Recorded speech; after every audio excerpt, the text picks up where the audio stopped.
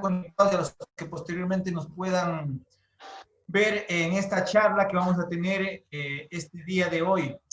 Vamos a abordar algunos temas, entre ellos, el quehacer jurídico nacional nos concita la atención respecto del nombramiento de jueces nacionales, lo que antes eran los jueces supremos o conocimos antes de la Constitución del 2008 como la ex Corte Suprema, ahora es Corte Nacional de Justicia y tenemos a los máximos jueces denominados como jueces nacionales.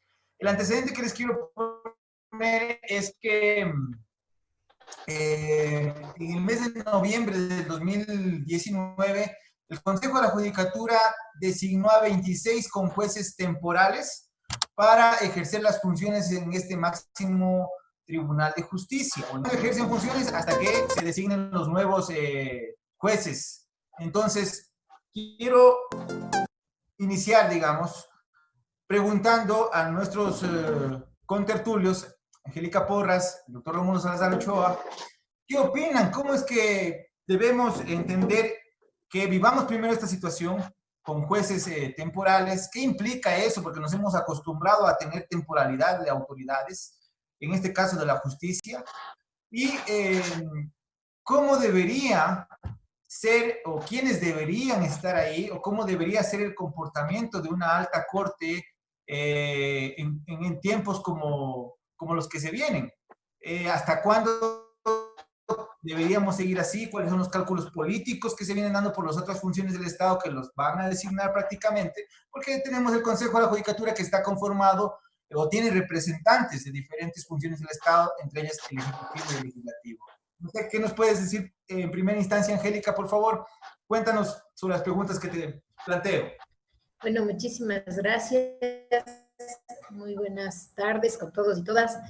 Bueno, creo que el tema de la justicia es un problema que el Ecuador no ha podido resolver en todos los años que llevamos como república. Es decir, este es un problema endémico, la falta de independencia judicial. Se han ensayado miles de mecanismos, varios mecanismos, y no ha habido el resultado que se busca, que es precisamente tener un sistema judicial que controle los actos de la administración pública y que además proteja los derechos de las personas, solucione los conflictos, permita una vida armónica. Entonces, ese es un problema muy serio en el caso ecuatoriano. Ahora bien, centrándonos en las preguntas que hacías, Richard, la primera cuestión es la selección de los conjueces temporales.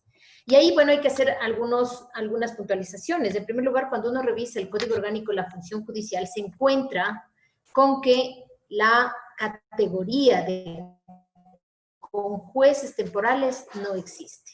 Cuando el Código Orgánico de la Función Judicial habla de jueces, ahí sí integra la posibilidad de ser juez temporal, pero no de conjuez temporal. Y además, cuando dice qué significa la temporalidad, claramente se refiere a las situaciones específicas. Por ejemplo, cuando a un juez se le ha recusado, cuando ha presentado el mismo excusa, o cuando ha habido vacaciones, licencias de todo tipo, es cuando entra un juez temporal a cumplir esas funciones. Hay un detalle, hay un artículo del Código Orgánico de la Función Judicial que especifica que puede haber exigencias o necesidades extraordinarias del sistema de justicia que hacen que sean necesarios los jueces temporales. Ok, pero el problema fundamental que tenemos es que lo que se designó fueron con jueces temporales. Con lo cual tenemos una dificultad, porque a las personas que fueron evaluadas como jueces les tenían que suceder los conjueces. Ahora, ellos no les pudieron suceder porque también fueron evaluados y les sacaron de sus funciones. Precisamente para eso nombran a los conjueces temporales, para que vayan a sustituir. Entonces, a más del problema legal que existe, dónde entran estos conjueces temporales, cuál es esta figura, el problema es que no está claro hasta cuándo van a funcionar y cuáles son sus funciones. Entonces, resulta que ellos están, por ejemplo, resolviendo casos que políticamente son controvertidos. Y eso puede generar, a la vuelta de la esquina, va a generar problemas en cuanto a la responsabilidad que podría encargarse el Estado, porque inclusive se podría argumentar que son tribunales ad hoc. Ahora, el problema es que en medio de en medio de estos juicios, que además están en manos de estos conjueces temporales, que están ahorita encargados de la función de jueces de la Corte Nacional, se ha convocado al concurso nacional para los jueces nacionales, para los jueces de la Corte Suprema, que ahora se llama Corte Nacional de Justicia. Y bueno, la pregunta es, seguramente van a participar estos jueces y me parece a mí que si no está de por medio un debate serio del papel de la justicia, vamos a volver a caer en lo de siempre, que es designar a dedo a los más importantes magistrados, jueces de este país. Entonces, me parece a mí que ese es un reto bien importante y hay que analizar con detenimiento el reglamento que ha emitido el Consejo de la Judicatura para nombrar a los jueces. Esa sería una primera apreciación que quisiera hacer, Richard. Gracias, Angélica. Doctor, usted tiene un amplio ejercicio profesional.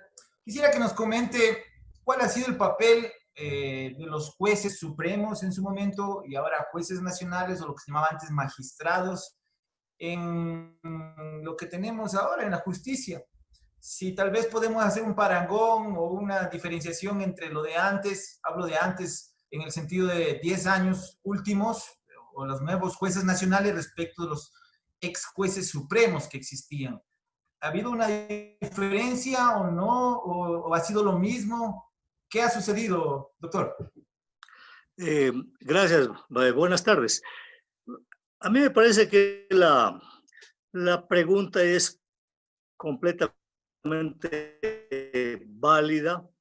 ¿Qué óptica tenemos ahora respecto de los jueces? En definitiva, se resumiría quizás así. ¿Y qué óptica teníamos en el pasado?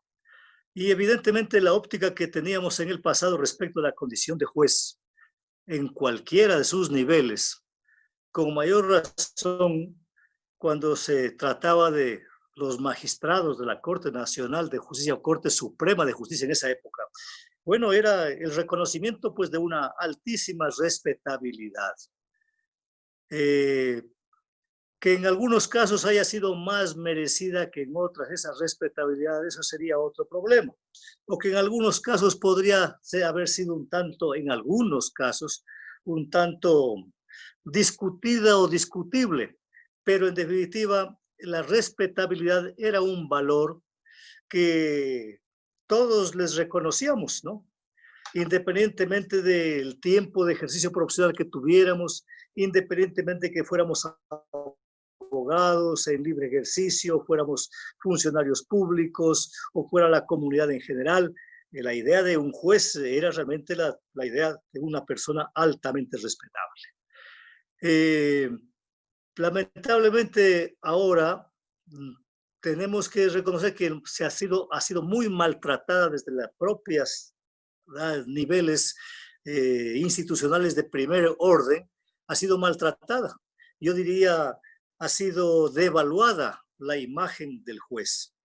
Desde cuando yo pude apreciar que se les empezó a denominar operadores y que los jueces mismos, en uno u otro nivel, se allanaron con esa designación tan general o genérica de operadores, que en la misma condición que un auxiliar, que un joven que estaba incorporado al trabajo temporalmente o de cualquier circunstancia, o de un secretario, cualquiera de esos niveles eran y son operadores. Y la verdad es de que no es lo mismo, pues no es lo mismo un juez que un auxiliar. No puede ser ubicado en el mismo nivel, en el mismo rasero. Y el haberse renunciado a esa diferenciación, esa única denominación, me parece a mí haberles quitado realmente la jerarquía, la identificación, el hecho de haberles quitado también la identificación de magistrado. A mí me parece que no es precisamente la mejor forma de crear y de mantener en la ciudadanía la óptica que corresponde tener. Ese es por un lado. Por otro lado, que también es cierto, la forma de designar a los jueces sí se ha vuelto muy, como diríamos, muy libertina, ¿no? Muy poco seria, muy poco ajustada a valores éticos que se supone constan en la ley. Se ha cambiado las leyes, se ha cambiado los reglamentos, quitándoles también el contenido ético, quitándoles también la significación conceptual. Y eso ha contribuido, en definitiva, ya no solamente a que los veamos a los jueces con menor significación, sino que a ellos mismos, pienso yo, también han perdido una especie de autorrespeto y de respeto por las funciones a las que son llamados. Y ahora vemos que cualquier persona pues se cree asistido de los méritos necesarios para optar el ser designado juez. En el pasado no era así. Cuando yo tenía unos 28 años, 30 años, ¿no? Hablo de unos 40 años atrás aproximadamente, pues solo veíamos que se atrevía a participar en un concurso o a optar en la designación que en la forma como por entonces se hacía, alguien que tenía realmente los méritos, que le era incuestionable. Por un lado, en tercer lugar, yo diría que incluso la calidad académica que conlleva incluso, me parece a mí, la profundidad jurídica que tienen, conceptual que tienen muchos de los designados, está en tela de duda. Ahora vemos, por un lado, en lo formal nomás, vemos que las sentencias suelen ser una especie, perdónenme el término vulgar, amontonamiento, ¿no?, de citas de la Constitución, de leyes y reglamentos, sin mayor propósito, sin establecer, mejor dicho, la pertinencia de ese tipo de transcripción y sin que le encontremos el objeto tampoco, ¿no? Porque se llenan unas cuantas páginas, a veces muchas páginas, con ese tipo de transcripciones, y en cambio el análisis de los hechos, en cambio el manejo de los hechos que hace el juez, la forma como evalúa esos hechos, cómo los identifica y cómo encuentra trascendencia de ellos respecto a la ley, eso ha caído totalmente, ha caído totalmente. Inclusive yo diría, la redacción de nuestros jueces es muy deficiente, es muy deficiente. Yo veo que en algunos casos se quedan frases inconclusas y en otras ocasiones se ve que se utilizan palabras con las que al parecer se quiso decir una cosa, pero no se utilizó la palabra que debía utilizarse y se utilizan otras. Lo que me parece a mí que de por sí mismo nos habla de un deficiente nivel, coeficiente, de un deficiente coeficiente intelectual.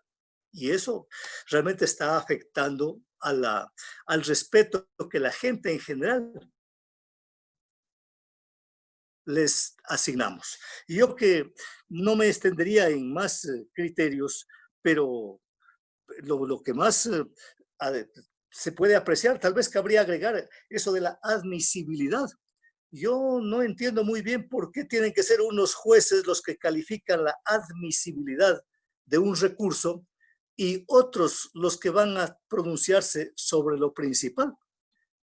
Porque lo de la admisibilidad no es una cosa sencilla, no es que sea una cosa formal. Si alguien lo entiende así, me parece a mí que está muy equivocado. La admisibilidad de una acción, de un recurso, pues tiene directa relación. No creo que se pueda cortar esa relación con el contenido o la fundamentación del recurso. Entonces, a mí me parece que ahí se está creando una serie de problemas porque muchas de las veces pues vemos que la admisibilidad no tiene por qué ser rechazada, y si había defectos en la admisibilidad, bueno, pues los problemas de forma no pueden afectar al contenido de acuerdo con la Constitución que debe asumir una decisión judicial. Hasta ahí podría yo referirme a ese tipo de inquietud. Gracias, doctor. Quiero, sobre la base de eso, y introducirnos en lo que va a ser el concurso, el nuevo concurso de jueces. La ley o el Código Orgánico de la Función Judicial establece que se verificará o servirá como calificación en el caso del abogado en libre ejercicio las demandas que haya presentado en relación con las sentencias que haya logrado en esos procesos, y en el caso de los jueces, las sentencias que hayan dictado. También en el caso de los académicos, los libros o artículos que hayan escrito. ¿Cómo se debería calificar eso o qué parámetros tendría que tener el Consejo para calificarlos? Hemos revisado el reglamento ya expedido por el Consejo de la Judicatura y no hay ningún parámetro en ese sentido. Solamente se requiere que se presenten, si es abogado en libre ejercicio, demandas. Si es juez, todas las sentencias que haya dictado hasta un límite de puntaje, y en lo propio en cuanto a los docentes universitarios. Entonces, Angélica, ¿qué debería contener o qué criterios deberíamos tener para calificar la calidad de los fallos, la calidad de las demandas o de los alegatos o de los escritos, como se los conoce, y la calidad de las obras jurídicas? Bueno, siempre los criterios con los que se va a calificar un concurso, sobre todo de una corte nacional, una alta corte, en el caso ecuatoriano, son complejos. Y habría que señalar primero que el hecho de no especificar criterios y de dejar tan abierta la especificación respecto a qué es lo que se va a calificar, da pauta para que se pueda considerar cualquier cosa a favor o en contra. Entonces, ahí tenemos una norma súper abierta que no va a permitir luego comparar los logros obtenidos, en primer lugar. En segundo lugar, a mí me parece un poco riesgoso, por decir algo, en términos de la fiabilidad que va a tener calificación de demandas, de sentencias, etcétera. Porque siempre es complicado establecer los criterios. O sea, no es una cuestión sencilla establecer los criterios. En primer lugar, porque los criterios pueden ser cuantitativos, es decir, de número, que no nos garantiza en absoluto una buena sentencia o una buena demanda. En segundo lugar, si es que nos vamos a los criterios de cualidad, tenemos otro riesgo, que es dónde está el límite de aquello que debemos observar y aquello que no podemos observar porque es una cuestión jurisdiccional. Entonces, ese es un debate complejo que me parece a mí que es un riesgo pensar en que se deben calificar las demandas o las sentencias, porque además dependerá. Si es que hay una persona que considera que una buena sentencia es la que tiene 100 páginas, básicamente por peso, considerará que una sentencia tal o cual es excelente. O quien considere que una sentencia clara y lo más sencilla posible es suficiente para hacer justicia. Entonces, a mí me parece que este es un tema muy, muy, muy complejo y me parece un riesgo en que se establezca estos elementos. Ahora bien, si es que efectivamente se va a buscar la calidad de las sentencias o la calidad de las demandas, Yo creo que se debería pedir ayuda, auxilio a algún ente internacional que se encarga justamente de evaluar cómo van los sistemas judiciales a lo largo del mundo y a lo largo de América Latina.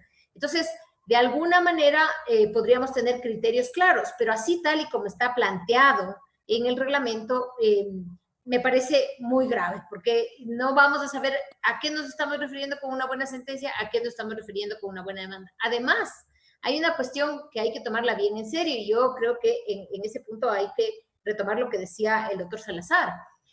Hay problemas muy serios en la consistencia interna, en la lógica, en la redacción misma de las sentencias, pero no solo de las sentencias, de las demandas también.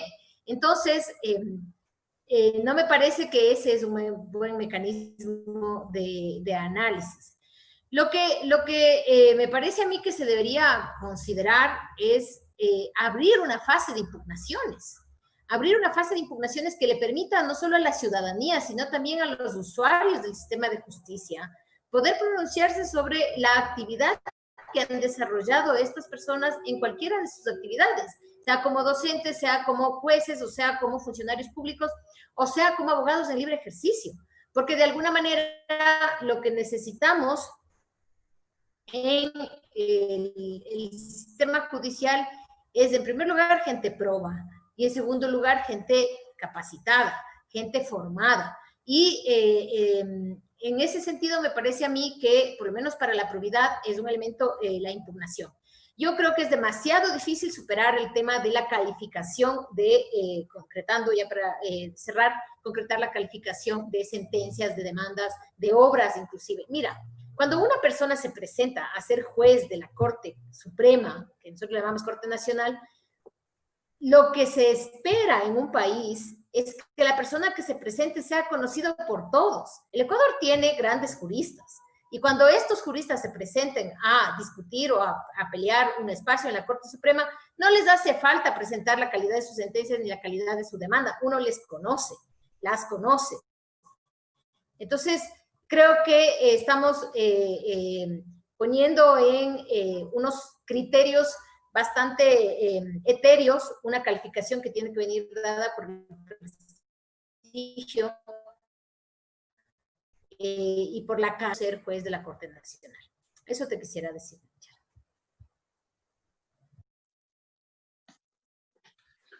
Gracias, Angélica. En ese contexto, doctor Rómulo, ¿usted cree que en las actuales condiciones podría haber ánimo de los juristas, o de qué cantidad de juristas podrían querer participar en un concurso de esta naturaleza? ¿Y por qué no quisieran hacerlo en tal caso? Porque claro, llegar a ser juez de una Corte Nacional, primero, ¿para qué quiero llegar a ser juez nacional? ¿Qué voy a hacer ahí? ¿A qué me expongo también ahí? Cuando yo llego a ese tipo de cargos, porque hay veces que eso no se considera, a qué tipo de presiones tal vez se pueda exponer un profesional, un jurista que vaya a estas altas cortes. Entonces, ¿cómo considera usted que debería, digamos, medirse este tipo de cargos? ¿Cuánto ánimo habría para poder participar? Bueno, me parece a mí que en el establecimiento de los requisitos para optar estas designaciones se pone ante todo en primera nivel de apreciación la condición institucional o la visión institucional que al respecto tienen los convocantes. En este caso diría yo el Consejo de la Judicatura, ¿no? ¿Cómo mira, con base de qué tipo de arbitrios es que el Consejo de la Judicatura está entendiendo que hay que darle a la Administración de Justicia la presencia que la ciudadanía aspira a tener? ¿Cómo se va cómo se está reconociendo el propio Consejo de la Judicatura los resultados de su propia gestión, ¿no?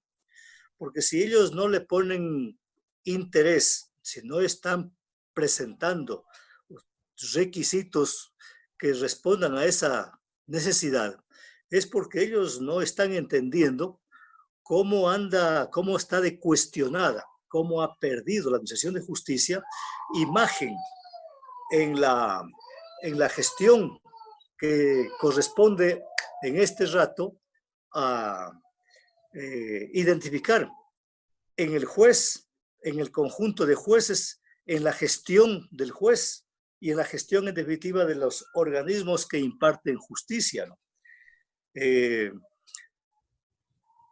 Es cierto que también hoy se habla mucho de que los jueces están expuestos a una cantidad inmensa de presiones, ¿no?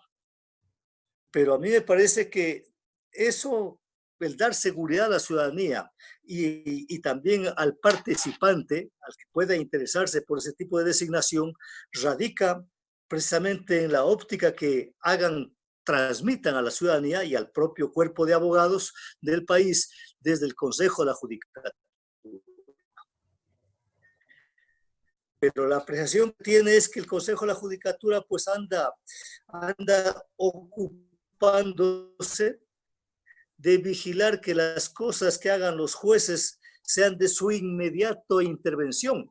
Y ese es ver vigilancia, ¿no? Pero la vigilancia tiene que tener una condición que no afecte a la respetabilidad, a la imagen, a la condición del juez, que se le tenga sí, insistiría en la palabra imagen de respeto que debe tener. Pero cuando se sabe que con mucha facilidad los jueces son objeto de una llamada telefónica, son objeto de una presión, de una amenaza, bueno, quienes están ejerciendo esa presión, de hecho son identificados con relaciones con el gobierno, con el ejecutivo, ¿no? Y de un lado. Y de otro lado, si ese tipo de presiones son efectivas, digamos, ¿no? Se traducen en actos, en realizaciones, pues también estamos frente a personas que no debieron y no deben ser designadas como jueces, ¿no? Entonces, de ahí que me parece muy bien lo que la doctora Angélica señalaba, el juez tiene que ante todo digamos, el aspirante a juez tiene que presentarse a esa opción, a sabiendas de que la ciudadanía tiene de él o de ella, hombre o mujer, una imagen muy seria, muy respetuosa y muy respetable. Pero eso depende pues de cómo el Consejo de la Judicatura realmente maneje los requisitos que debe presentar. Y si como estamos viendo, o me está pareciendo, no sé en qué medida me equivoco, pero me está pareciendo que no se está hablando, no se está presentando requisitos, ¿no? Entonces, en un momento como este, donde hay tanto deterioro de la Administración de Justicia y de quienes han sido llamados a ser jueces, pues tenemos que ser exigentes en cuanto a la condición académica. Diríamos, por ejemplo, alguien que va a ser juez tiene que haber ejercido la profesión de abogado y no un par de años, no unos cuantos años, no eventualmente, no como actividad secundaria respecto de algún otro trabajo que haya tenido, sino que haya estado dedicado al ejercicio de la profesión. Porque solo el ejercicio permanente es que genera condiciones que obligan, en último caso, obligan a la vez que atraen a estudiar con profundidad. Solamente entiendo que sobre la base de eso, un estudioso de la ley, un estudioso del derecho, realmente va a ser un garante y va a tener él mismo una autoridad ante sí mismo y una autoridad que defender ante terceros, ¿no? Yo, por ejemplo, entiendo en ese sentido también cuestiones que lamentablemente en la universidad a nosotros no nos han dado y hemos tenido que de alguna manera suplir esas omisiones. Si hablamos del derecho, por ejemplo, ¿no? Yo y no veo yo que los jueces haya mucha información al respecto. Un poco se nota en los estudiosos de, digamos, de la jurisprudencia, esto de constitucionalistas. Pero yo me digo, en la Escuela de Derecho alguna vez nos dijeron, vamos a conocer el acta de declaración de la independencia de Quito frente al dominio español, el acta de independencia de Guayaquil o de cada una de las provincias en donde ese evento se produjo en la lucha por la emancipación frente al coloniaje español. Y la verdad es de que no recordamos que en la universidad algún profesor haya tenido inquietud por generarnos una idea de cómo nació al mundo este país con una, como diríamos, con una soberanía, con una visión de soberanía, que por ahí, a partir de ahí, de esa visión, se crea lo que es jurídico, lo que es la ley, la Constitución en primer lugar, ¿no es cierto? Entonces, a mí me parece que en esas condiciones realmente es necesario recuperar el nivel conceptual, el nivel técnico, científico, de estudio, el nivel académico de nuestros jueces. ¿Cómo establecer? Yo pienso que los jueces sí tienen que, para los aspirantes a jueces, sí tienen que presentar algún librito que hayan escrito, pues, algún librito o algún conjunto de artículos que hayan elaborado a partir de un hecho concreto que ha vivido la República durante su presencia como estudiantes, como catedráticos, como ejercieron la profesión, y si fueron jueces siendo jueces. Yo pienso que deben los jueces escribir, los abogados debemos escribir, debemos preocuparnos. Yo recuerdo cuando era muchacho, por ejemplo, para referirme a esa época, pues aparecieron los decretos antiobreros. Habría sido increíble que no hubiera habido un profesor de derecho penal o laboral, mejor dicho, que escribiera un artículo expresando su acuerdo, o más, en lugar de acuerdo ahí tenía que ser necesariamente de oposición para que los estudiantes mismos nos orientáramos. Cuando aparecieron los tribunales especiales en la dictadura, si no hubo un profesor que escribiera, si no hubo un juez que escribiera sobre eso, si no hubo una expresión de alguna manera sobre temas como esos. Y ahora, por ejemplo, cuando hablamos de neoliberalismo, cuando hablamos de que en definitiva se reduce las entidades, se reduce la función judicial, se reduce el servicio público en la fiscalía o se reduce el servicio público en las cortes provinciales de justicia y en otros niveles, y nadie dice nada sobre eso. Entonces realmente yo tengo la impresión de que quienes se presentan o se van a presentar para jueces no están viviendo la época que estamos viviendo, ni las inquietudes que la ciudadanía estamos viviendo respecto de los fenómenos que se plantean. Aquí hemos visto cómo se juzga a presidentes de la República, cómo se juzga a vicepresidentes, con un absoluto, yo diría, yo sí me atrevo a decirlo y lo digo con firmeza, absoluto irrespeto, con absoluta inobservancia de la ley, haciendo mofa realmente del debido proceso. Y si de eso no escribiera yo algún momento, o no escribo en mis artículos cuando de vez en cuando publico en el periódico, pues entonces yo no estoy cumpliendo con la condición de abogado. Y yo pienso que si un juez tampoco escribe sobre eso, a riesgo de la seguridad que pueda tener él en su cargo, yo pienso que no estaría cumpliendo con su función. Porque a mí me parece que un juez no debe preocuparse de que porque me negué a aceptar una exigencia de algún mando político del país, ¿no?, para decidir sobre algo, yo no tengo por qué temer que eso me cueste el cargo. ¿Por qué he de temer? Pues me voy a mi oficina, reabro mi función, mis amigos, mis conocidos, mis clientes van a volver a buscarme, porque el cliente busca a su abogado. Y yo, como juez, no tengo por qué temer que me manden sacando del juzgado, que de la magistratura, para volver a mi profesión, porque no me voy a morir de hambre. Porque como abogado me gané el espacio que me correspondía y a partir de eso me sentí con autoridad para poder participar en una designación como esa. Y si ahí no me respetan la independencia que me corresponde, pues me voy denunciando a grito pelado, me voy por esto, para que se sepa, y me regreso. Eso diría yo al respecto. Gracias, doctor. Angélica, sobre la base de este análisis ya puesto sobre el tapete, ¿qué ha hecho la academia? ¿O qué ha dejado de hacer? ¿Qué le corresponde hacer en este tipo de concursos?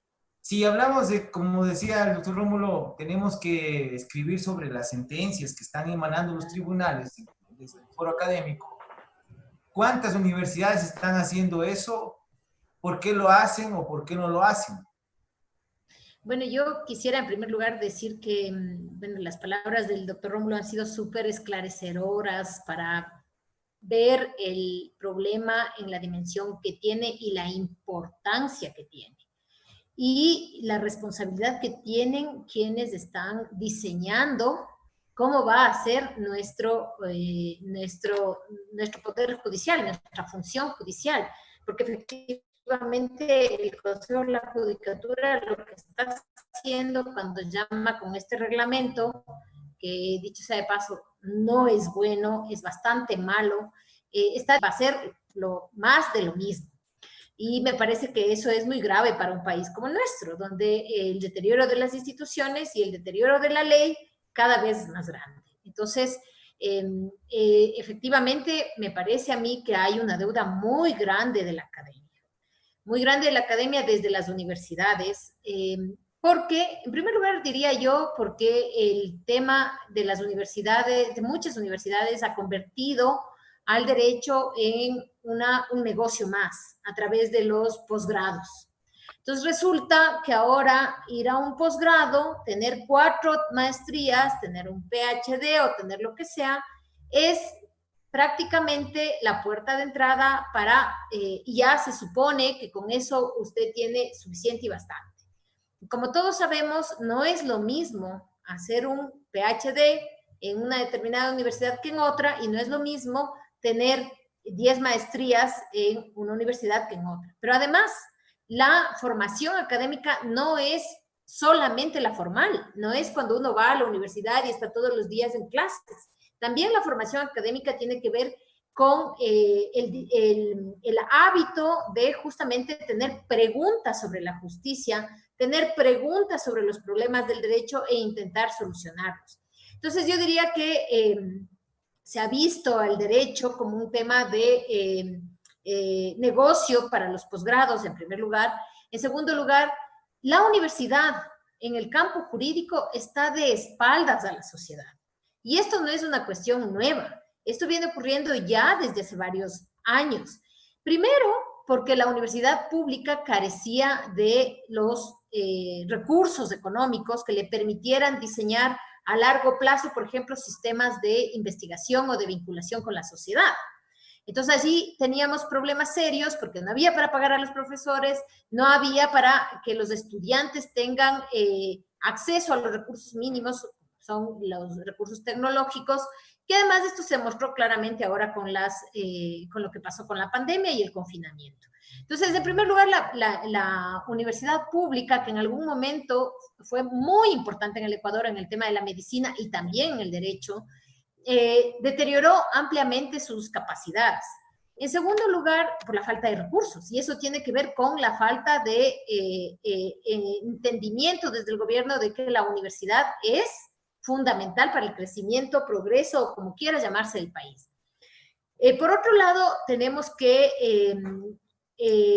hay diría yo, una idea equivocada, una idea que cruza por muchos jóvenes, que es la que ir al derecho o estudiar derecho es un poco una carrera para quienes no alcanzaron ir a hacer una ingeniería, para quienes efectivamente dijeron, usted es malo para las matemáticas, vaya y sea abogado.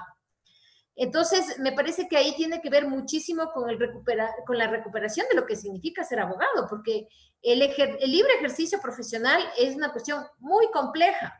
No solamente requiere habilidades en conocer la ley o conocer los decretos, los reglamentos nuevos, y eso es lo mínimo.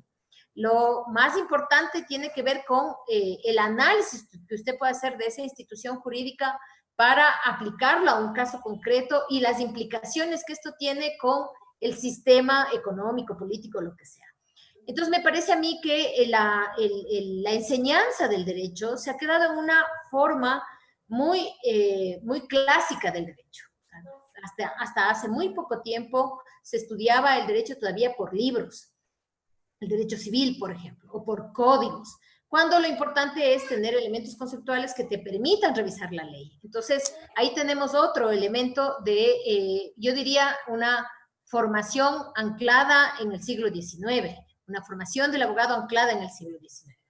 Una tercera cuestión es que el abogado está poco acostumbrado a hacer investigaciones académicas. Entonces, la investigación académica se considera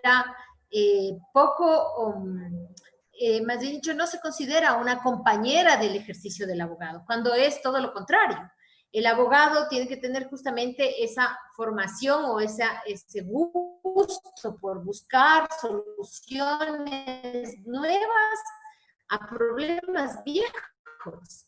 Porque si no, ¿para qué serviría ser abogado? Porque si no sería, como suele decir un conocido mío, hacer trámite de derecho. Entonces me parece a mí que ahí tenemos otro problema. Y además yo diría que esto hay que decirlo también con todas sus letras, en los últimos años la academia ha tenido un papel muy pobre, porque ha optado por quedarse callada. Cierto es que ha habido un montón de, podríamos decir, presiones, sobre todo desde que el CES o esta instancia que vigila la evaluación de las carreras, etcétera, constituyó una presión para las universidades. Pero resulta lamentable que las universidades no se pronuncian sobre problemas fundamentales del país. O sea, ¿dónde está el pronunciamiento de las universidades, sobre todo de las públicas, sobre el tema de la reducción en educación? ¿Dónde está el pronunciamiento de las universidades sobre el tema de los acuerdos con el FMI? ¿Dónde está el pronunciamiento de las universidades sobre la gestión que se hizo de la pandemia? ¿Dónde está el pronunciamiento de las universidades respecto a todo lo que pasó con el Consejo Transitorio, a todo lo que está pasando en este momento con la Corte Nacional de Justicia? Entonces los académicos piensan que quedarse callados es caer bien a todos y es preferible a decir las cosas como son. Entonces tenemos una deuda muy importante y además hay que decirlo también, las universidades son responsables del problema que tenemos en la administración de justicia, porque todos esos jueces que han aceptado ser jueces temporales, que han aceptado ser elegidos a dedo, que han aceptado que les llamen por teléfono, les amenacen o les ofrezcan quedarse allí y han aceptado esa presión, son producto de nuestras universidades. Entonces uno tiene que preguntarse, bueno, ¿y los académicos? Claro que son responsables de eso. ¿O acaso uno cuando da clases no le dice a un estudiante, mira, esta es una cosa que tiene que entenderse de esta manera o de esta otra, pero con la responsabilidad que significa administrar justicia, porque estás utilizando la vida de las otras personas, los bienes de las otras personas? Entonces me parece a mí que la academia está en deuda, pero tengo la impresión que va a seguir estando en deuda. O sea, no le veo con la más mínima intención de decir algo. Si sobre lo que está pasando en el país no ha dicho una palabra, y es una vergüenza, porque a uno le da envidia, pero por ejemplo, leí el otro día que en Holanda se reunieron los académicos, bueno, en Italia también, los académicos de las más grandes universidades de estos países, que están alrededor del mundo además, estos académicos, a pensar cuál va a ser el modelo de desarrollo después de la debacle económica que vino justamente apegada a la pandemia. Y bueno, y tienen unas tesis que se ponen en conocimiento del público, etcétera, para discutirlas. Entonces yo digo, bueno, ¿dónde está ese papel de la academia en nuestro país? ¿Y dónde está el papel de las facultades de derecho en los pronunciamientos que deben hacer sobre este tipo de manejo de la justicia? Nunca ha sido bueno en nuestro país el manejo de la justicia. Pero ahora es peor que en ningún otro momento porque hay un cinismo brutal. Ya no importa hacerle decir al derecho y a los autores cualquier cosa. Es increíble, uno lee una sentencia y encuentra cualquier cosa. Encuentra que le ponen a Dworkin junto con Raz y da igual, porque el resultado no me importa lo que les haga decir a los autores, lo que importa es que se vea que yo he leído un montón, que conozco un montón de esos autores y muy probablemente ni siquiera los entendí, porque si me atrevo a ponerles juntos y hacerles decir lo mismo, quiere decir que no les entendí. Entonces, el cinismo es brutal en este momento, sin contar con lo que pasa con jueces temporales decidiendo casos violando el debido proceso. Específicamente los casos que en este momento se están llevando adelante como la bandera contra la corrupción, cuando sabemos que hay un montón de cosas que justamente favorecen la corrupción. Y una de ellas es no tener jueces probos y bien formados. Entonces, si hay alguien que es responsable de la crisis en la justicia, es la academia. Acordémonos que mucha de la gente que estuvo al frente de la reforma judicial era académica, venía de la academia. Eran supuestamente los intelectuales más importantes de la academia. Y lo propio también con alguna parte de la justicia en la actualidad. Todos tienen las maestrías que uno se puede imaginar. Pero eso no ha sido mucho, o no ha servido de nada, digamos. Entonces, también tiene que la universidad hacer un mea culpa y responsabilizarse de su producto. Perdón el término que utilizo, es solamente para señalar que los abogados, los jueces salen de las universidades, de nuestras universidades. Bueno, esperemos que por lo menos se pronuncien, digan algo sobre este concurso, ¿no? Eso podría decir Richard. Gracias, Angélica. Bueno, hay muchos saludos en las redes sociales, en Facebook especialmente. Agradecerles a las personas que nos están viendo y en ese sentido, que ya mismo también nos llega la hora de terminar con el programa, quería tocar la otra parte de lo que es el ejercicio profesional del derecho y preguntarle, doctor Rómulo, el papel de los profesionales, de los abogados en libre ejercicio, de los gremios profesionales, antes y ahora. ¿Qué pasa con los gremios profesionales? Ya vemos, nos ha comentado Angélica, lo que pasa con la academia, qué pasa con los gremios profesionales, cómo se puede ejercer el derecho en esas condiciones. Uno va y se estrella como mosco en el vidrio, cuando va con un derecho y dice, por favor, quiero que lo garanticen, y le dicen, no, no quiero, punto. Entonces, ¿qué pasa con el gremio de los abogados, doctor? Bueno, ese es un aspecto muy serio, muy preocupante. ¿Qué están haciendo los colegios de abogados? Así como se quejaba la doctora Angélica respecto del silencio de las universidades frente a la significación que tiene en lo que a las facultades de Derecho se refiere sobre la formación de abogados y sobre la gestión que los abogados hacen ya en la función pública y particularmente como jueces. También se revela en el desempeño de los colegios de abogados. Claro que en el pasado el Colegio de Abogados y la Federación de Abogados tuvieron una presencia, digamos, más significativa, incluso porque si no me afiliaba al Colegio de Abogados después de tener el título que me lo otorgaban en la Escuela de Derecho, pues no podía ejercer la profesión. Ahora ya no requiero matricularme en un colegio de abogados si me matriculo en cambio en el foro de abogados del Consejo de la Judicatura. Pero aún ahí tenemos la preocupación de que hacen tanto el colegio de abogados como también lo que debería ser funcionamiento del foro de abogados del Consejo de la Judicatura. Porque el foro de abogados, lo diré de una vez, el foro de abogados debería funcionar como foro, pues no. No podría ser solo un listado, que me imagino que así está este rato, un registro de todos los que vamos saliendo de la Facultad de Jurisprudencia con un título y lo inscribimos en el foro de abogados del Consejo de la Judicatura y ya. debería el Consejo de la Judicatura pues promover el desenvolvimiento de los abogados en el respectivo foro o en el foro de la respectiva provincia, ¿no? Para que sea en definitiva otro canal de opinión que genere espacio a la justicia, que contribuya a una imagen mejor de la administración de justicia, porque el abogado juega un papel importante, ¿no? Yo ahí me acuerdo, al decir esto, me acuerdo que tenemos entre los abogados dos criterios, ¿no? Que se contraponen. Para unos, yo si mi cliente tengo que defenderlo enfrentando al juez, contradiciendo al juez, enemistándome incluso con el juez, pues yo no tengo inconveniente en contradecirlo. Y si él se resiente conmigo porque yo insisto en mis conceptos de derecho y debidamente fundamentados, pues la siento mucho, se resiente, y si él me va a perder aprecio, consideración, pues ¿qué le vamos a hacer, no?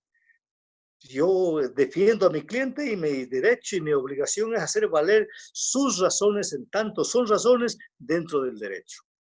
Lo que no puedo es hacer un ejercicio desleal, ¿no? Pero en cambio hay también abogados que dicen, no, yo pierdo al cliente, pero no pierdo al juez. Prefiero mantener la relación buena, amistosa, amigable, ¿no?, con el juez, y no importa que el cliente se quede en indefensión, o que en último caso tener que decir, sabe que yo no voy a perderlo al amigo acá juez por atender su asunto, o negociemos o arreglemos. Esa es la expresión más cruda y burda realmente del conflicto que asume el abogado cuando tiene que decidir, ¿está con el derecho o está haciendo uso nomás del derecho o viviendo nomás del derecho en tanto le produce dinero? Entonces, esa óptica realmente a mí me parece que lamentablemente sí se ha incrementado, lamentablemente. No es fácil hoy decirle a un trabajador, y en estos días que están siendo objeto de despidos, decirle, mira, sabes que no te puedo yo atender, yo desde acá de Loja no puedo atenderte en Machala, no puedo atenderte en Cuenca, ¿no? Y pero veámonos un abogado por allá. Entonces me dicen, ¿y a quién me recomienda? Y sinceramente yo diría que en la propia ciudad de Loja no me es fácil a mí recomendarle a alguna persona que busque a tal o cual abogado.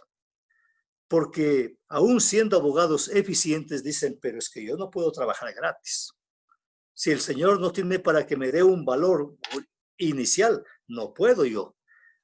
Pero yo soy de la escuela, en cambio, que si el hombre no tiene dinero, tiene en cambio la necesidad de que lo defiendan, pues, ¿no? Y es mi deber asumir su defensa por solidaridad humana, por solidaridad con la víctima, por hacer valer el derecho a la defensa. Y si más adelante puede darme algo, bien, pues, y si no me lo pudo, no pudo, pues no. Y eso podemos encontrar en casos de madres que son objeto de acoso para quitarles los hijos. Hay casos de esa índole, lamentablemente, así como en el caso de los trabajadores, en el caso de otras personas, incluso cuando, sin que sea derecho social propiamente, en derecho civil también hay muchos abusos, ¿no? Entonces, eso es la formación. Pero yo también me doy una explicación. Es que lo que ha pasado en los últimos años, no sé qué parezca esto a ciertas personas, ¿no? Pero es que esos son conceptos ideológico-políticos, son conceptos filosóficos. Y lamentablemente, hoy el sector político que ha manejado y ha enarbolado los conceptos filosóficos de avanzada, de carácter humanista, es la izquierda. Y lamentablemente los sectores de izquierda como que han desaparecido en la universidad ecuatoriana, como que han desaparecido en el sector laboral, han desaparecido en el movimiento campesino, han desaparecido en definitiva en la colectividad. Y ese núcleo que ha sido la izquierda para generar esta visión filosófica sobre todas las cosas, no solamente sobre el derecho y sobre la gestión profesional, este vacío que se ha producido se está reflejando en este tipo de problemas, ¿no? Entonces yo creo que ahí es necesario que, conforme me preguntabas, los colegios de abogados tienen que hacerse presentes, tienen que hacerse valer. Y el dirigente del colegio de abogados convertirse, pues, en último caso, en una especie de promotor de la defensa de sus propios compañeros, porque si no hace eso, los colegios de abogados habrán desaparecido. Y a ratos pensamos que han desaparecido. Ah, claro, yo de una vez diré, es que también se dijo que en la época de Correa destruyó todo lo que fueran gremios, sindicatos, colegios de abogados, federaciones, agrupaciones indígenas, todo lo destruyó. Yo pienso que no. Ya cuando él llegó, ya los sectores incluso de izquierda andaban buscándolo a Correa para que se deje tomar unas fotitos junto a él y utilizar las fotos junto a él como elemento promotor de la opinión del elector para que me den el voto a mí en las urnas. Es decir, ya estaban destruidos, ya estaban en definitiva sin funcionamiento, ya no tenían mayor significación, incluso ya no solamente como gremio, como sindicato, etcétera, etcétera, sino como agrupación política, porque se habían muerto. Lo mismo que hoy vemos su desaparición, su ausencia, ya en esa época la veíamos. Y eso yo advierto, por ejemplo, este rato cuando vemos que hace un año, en el mes de marzo, me parece que fue febrero del año 19, Moreno dijo que había puesto, o de alguna manera se identificó, se conoció que había puesto la carta de intención al Fondo Monetario. Yo dije en ese momento, aquí van a comenzar a expresarse los dirigentes sindicales, los dirigentes políticos, democráticos, pero nadie abrió la boca. Y hasta este rato, ni siquiera en defensa del IES, realmente podemos ver que hay una presencia seria de estos sectores, de estos dirigentes que tienen representación y consecuentemente responsabilidad. Y la comunidad está esperando que alguien le llame, alguien le convoque para ir, y no hay quien les convoque. Entonces, eso que ahora ocurre, ese descabezamiento, esa acefalía del tejido social, ya se lo estaba viviendo hace más de 10 años aquí en el país. Este rato solo que estamos sintiéndolo en nuevas condiciones, igualmente tormentosas, peligrosas para el país, donde en definitiva pues el neoliberalismo terminará y está también apoderándose de la administración de justicia. La ley de apoyo humanitario revela eso. Realmente está desapareciendo el Ministerio del Trabajo. Los jueces juzgados del trabajo ya no van a tener mayor cosa que hacer, porque han desaparecido las normativas jurídicas a favor de los trabajadores para que ellos se puedan defender.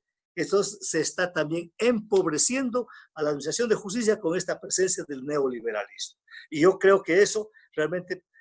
no me he querido extender un poco, pero creo que debo decirlo. Entonces, ¿cómo no va a ocurrir eso si en la propia Administración de Justicia, el Consejo de la Judicatura, pues se maneja las designaciones de los jueces y la nomenclatura judicial con una liberalidad como que eso no tuviera ninguna importancia? Entonces, no podemos hablar de jueces ni de conjueces temporales, porque en la ley no existe. En el Consejo de la Judicatura no existe esa expresión. Sin embargo, hay un organismo que al margen de la normativa se expresa de esa manera y como que deberíamos orientarnos por lo que hace o dice el organismo dirigente de la entidad y no por lo que dice la ley.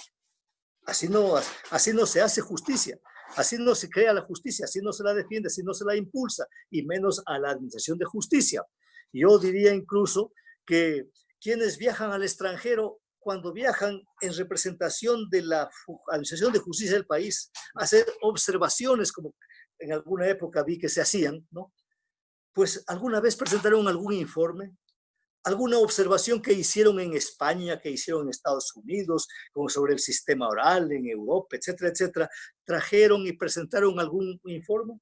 Si es que lo hicieron, no circuló jamás para que lo conociéramos los abogados, ni lo conociera la ciudadanía. Entonces me digo, ¿cómo aprovechamos la experiencia internacional en ese sentido? Yo además creo que el Consejo de la Judicatura debe estar integrado por abogados, no, y abogados con un prolongado ejercicio profesional, y con un prolongado ejercicio profesional que, como decíamos antes, inicialmente, sea conocido, visto y aprobado por la opinión nacional. No pueden ser miembros del Consejo de la Judicatura los ciertos personajes más o menos cercanos a la presidencia de la República o al organismo o a la entidad que los designa o a ciertos personajes. No, no puede ser así. Por lo menos tienen que ser abogados con un gran tiempo de ejercicio profesional para que entiendan cosas como estas, porque es increíble que en el Consejo de la Judicatura no se entienda la necesidad de observar las expresiones de la ley para asumir las decisiones. Porque si no hay en la ley el juez o el conjuez temporal, pues entonces no puede nombrarse a nadie con una expresión que no conste en la ley. Eso es una cuestión de derecho, pero así se viene transgrediendo desde el propio Consejo de la Judicatura la ley. Y entonces la confiabilidad que deberíamos tener en el máximo organismo administrativo de la Administración de Justicia, pues no puede darse. Y lo otro, también yo digo, la universidad no es el único fuente de formación de abogados que deben caminar algún día a ser jueces. También conocemos que existe lo que se le llama la escuela judicial. Pero, ¿cómo funciona la escuela judicial? ¿Qué tipo de funcionamiento viene teniendo? A mí me da la impresión de que la escuela judicial no es más que una especie de repetición de defectuosas conductas que solíamos encontrar y tener en las aulas universitarias. De ir a repetir la norma, ir a explicar otra vez la norma, a leer la ley o hacer leer con un alumno para yo como profesor explicar lo que dice la norma. ¿No? Y así no puede ser una escuela judicial donde deben estudiarse este tipo de problemas sin recelo ni reservas de los jefes del Consejo de la Judicatura, porque hay que dejar, a mí me parece que la escuela judicial es la oportunidad de recoger las inquietudes, las preocupaciones, las acciones y las soluciones que en el curso de los acontecimientos han dado los jueces o han creído que deben dar frente a determinados problemas. Si no la concebimos así la escuela judicial, pues no tenemos más que un parecido nomás de escuela judicial que será más bien un curso, un aula universitaria y no la escuela judicial del Consejo de la Judicatura. No quisiera cansarlos más. Gracias. Muchas gracias, doctor. Bueno, les agradecemos a nuestros oyentes. Hemos pasado un programa más de Hoja de Ruta. Agradecemos a Hoja de Ruta. Gracias, César. Y esperamos vernos la próxima semana con otro tema importante y de actualidad y de debate. Gracias a todos. Buenas tardes. Adiós, hasta luego. Chao, chao. Mucho gusto, doctora. Mucho Hasta gusto, luego, doctor. Richard. César. Mucho gusto. César, mucho gusto. Gracias por la oportunidad de verlos y de escucharlos.